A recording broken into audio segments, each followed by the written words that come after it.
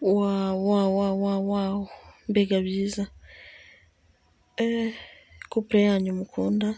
uyu munsi yabishyize ku mugaragaro, umuhungu yapfukamye atera ivi aravuga ati se wakemera, dore ubwiza bwabo, dore ukuntu barabagirana, aramwambitse, wawu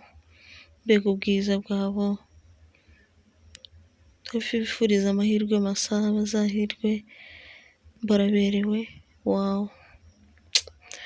Hari benshi byari byababaje igihuha cyabo cyo gutandukana, ariko uyu munsi noneho babipuruvinze rongo, barabicishijemo umurongo, baravuga bati ibyo mwavugaga byose ntabwo ari byo, ibyishimo ni byinshi, amarira y'ibyishimo ni menshi kuri couple, amarira ni menshi ku musore n'umukobwa y'ibyishimo, urabona ko rwose ibyishimo byabasaze, bishimye ku ntambwe yindi bagezeho, icyo mbifuriza ni amahirwe masa, dore amarira, wawu, bazahirwe gusa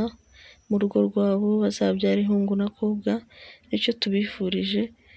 bakomeze kugubwa neza kandi n'urukundo rwabo rukomeze rukure umunsi ku munsi.